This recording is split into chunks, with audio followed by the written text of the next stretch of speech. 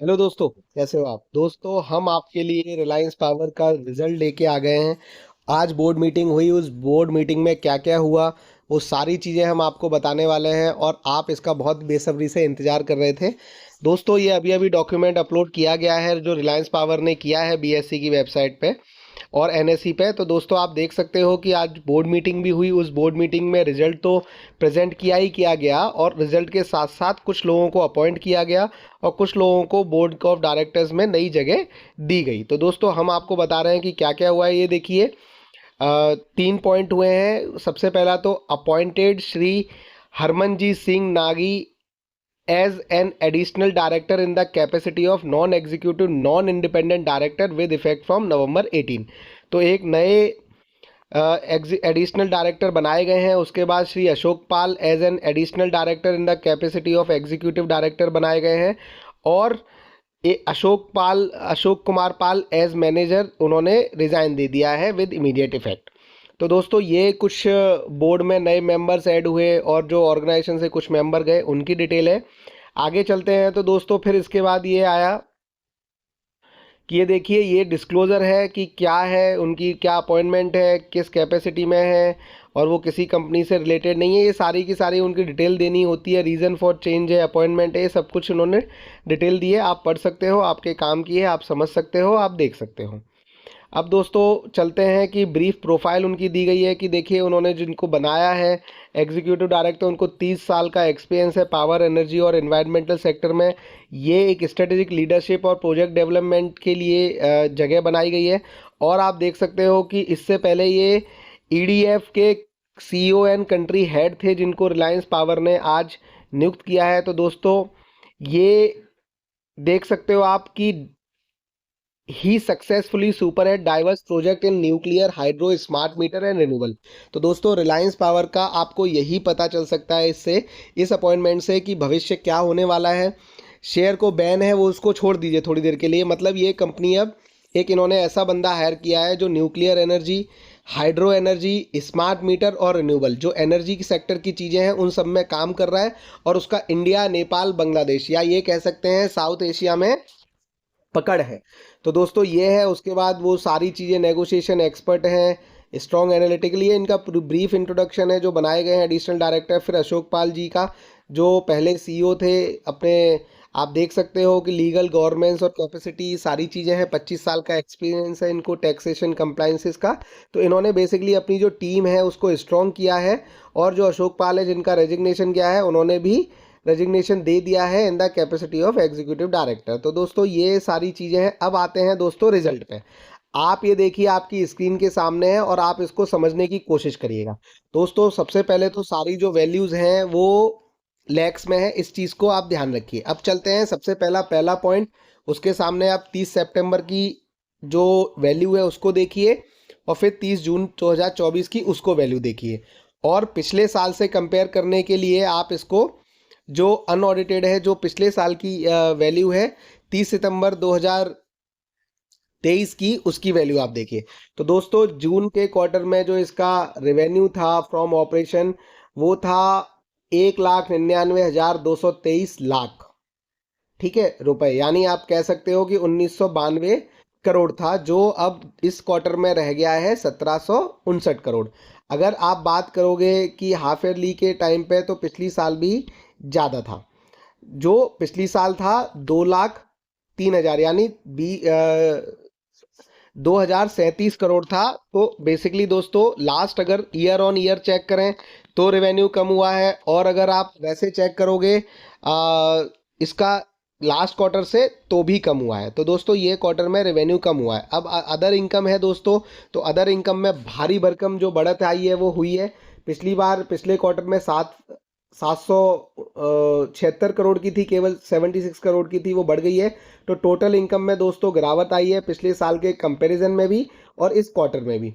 अब दोस्तों, आप देख सकते हो कि जो टोटल एक्सपेंसेस हैं वो बढ़े हैं, पिछले साल के तुलना में कम है लेकिन पिछले क्वार्टर के तुलना में बढ़े हैं।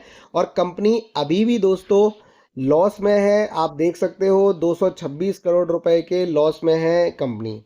अब दोस्तों, जो डी कंसलेशन है, सब्सिडी है, तो देखिए आप टोटल जो लॉस है सारी चीज़ें मिला के वो लगभग आपका हो गया है 3,000 करोड़ का प्रॉफिट लॉस, मतलब जो इसका प्रॉफिट बिफोर टैक्स है वो अमाउंट आपका आ गया है। गेन ऑन डीकंसोलिडेशन ऑफ सब्सिडरी का जो अमाउंट है, तो इस तरीके से आप देख सकते हो कि जो टोटल प्रॉफिट है बिफोर टैक्स है वो दोस्तों आप देख सकते हो 3,003 करोड़ रुपए है।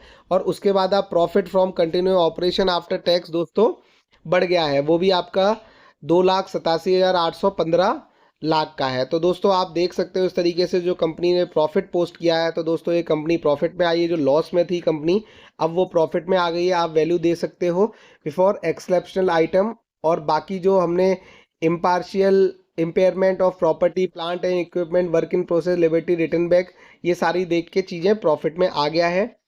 आप total comprehensive income loss for the period of आप देख सकते हो 2877 करोड़ की टोटल इनकम है इस ड्यूरेशन के लिए। और पेड अप शेयर कैपिटल भी दोस्तों बढ़ गया है।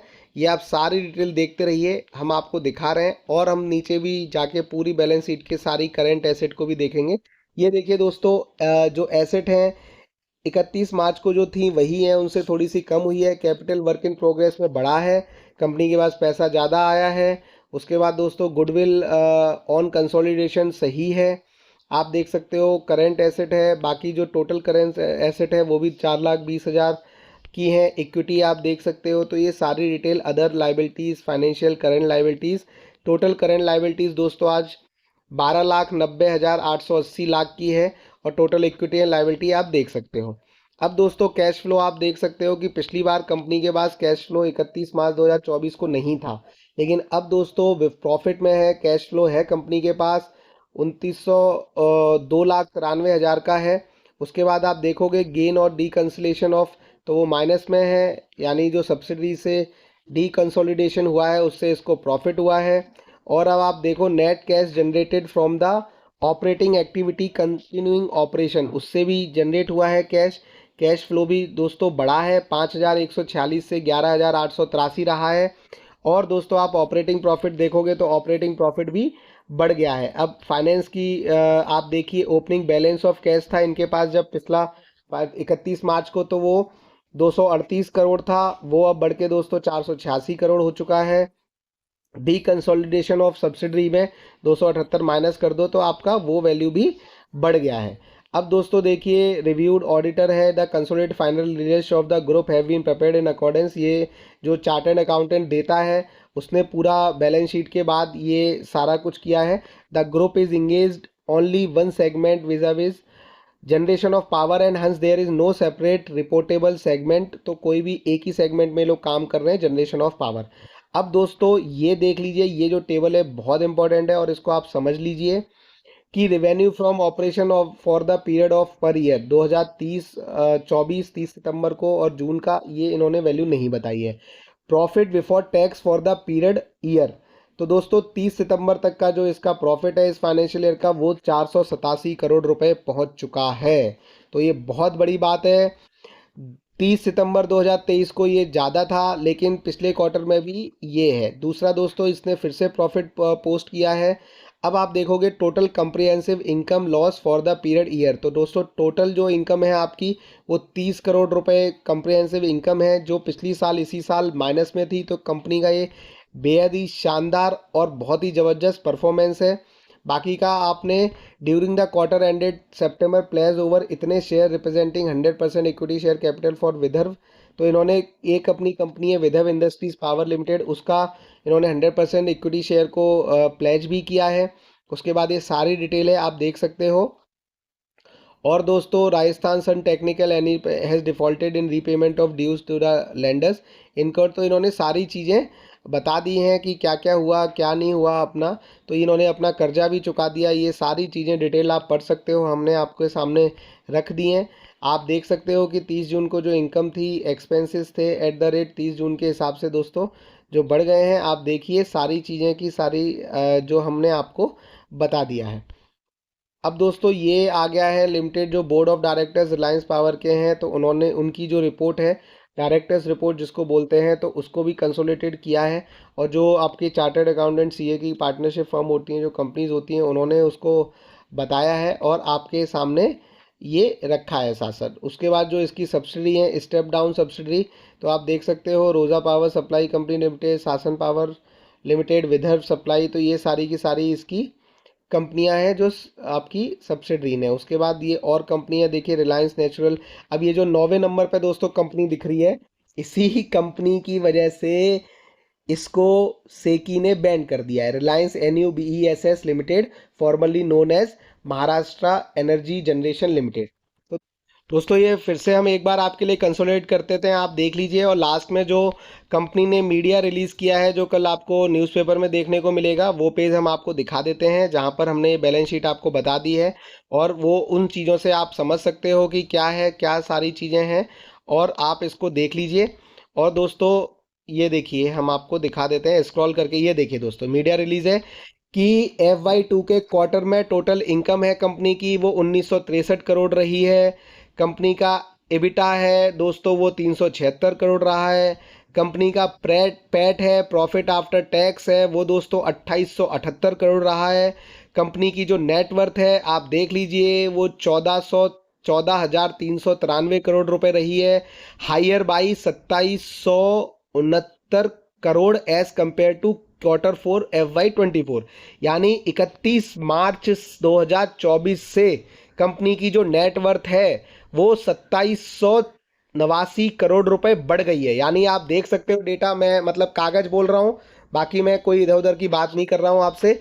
Date to equity among the lowest in the industry है कि जो डेट टू इक्विटी रेशियो है वो इनका बहुत कम हुआ है। आप ये देख सकते हैं 3960 मेगावाट शासन ultra mega power project in Madhya Pradesh among top performing plant in the country achieved 85% PLF। आप PLF के बारे में जानना चाहते हैं दोस्तों, अगर आप सोलर इंडस्ट्री से हैं तो मुझे बताइए, मैं आपको बताऊंगा, और आप मुझसे 1-to-1 इंटरेक्शन कर सकते हैं। तो दोस्तों PLF होता है कि जितनी सोलर प्लांट लगे हैं उसकी यूटिलाइजेशन फैक्टर के साथ कितनी एनर्जी जनरेट हो रही है, तो दोस्तों वो PLF इसका बहुत बढ़िया है। डेट सर्विसिंग इन 6 मंथ है, तो इन्होंने अपना डेट भी कर्जा भी चुकाया है। 1200 मेगावाट का रोजा पावर प्लांट है उत्तर प्रदेश में, उसकी 98% अवेलेबिलिटी है। और एक डेट कंपनी जो बिकेम जीरो डेट कंपनी, अब कोई कर्जा इनके पास नहीं है। तो रिलायंस पावर है जीरो बैंक डेट। आज की डेट में रिलायंस पावर के पास कोई भी बैंक का कर्जा नहीं है, ये इन्होंने डंके की चोट पर डिक्लेयर कर दिया है। तो दोस्तों आपको वीडियो अगर अच्छा लगा है तो प्लीज़ लाइक कर दीजिएगा, चैनल को सब्सक्राइब कर दीजिए, और दोस्तों हमारे चैनल को ज्वाइन कर लीजिए अगर आपको हमसे 1-to-1 इंटरेक्शन करना है, कुछ इन्फॉर्मेशन जाननी है, या आप चाहते हो हम आपका पोर्टफोलियो बनाएं, या आपका पोर्टफोलियो एनालाइज करके ये बता दें कि आप ये चीज़ रख सकते हो, ये सेल कर सकते हो। हमारा कोई और ग्रुप वगैरह नहीं है, केवल यही है, आप ज्वाइन करिए, हम 1-to-1 इंटरेक्शन करेंगे क्योंकि क्वालिटी पे विश्वास करते हैं। आपको ये इन्फॉर्मेशन कैसी लगी दोस्तों हमें बताइए, और हमारे साथ जुड़े रहिए, खूब आगे बढ़ते रहिए, पैसे कमाते रहिए और धूम मचाते रहिए दोस्तों। All the best and stay ahead.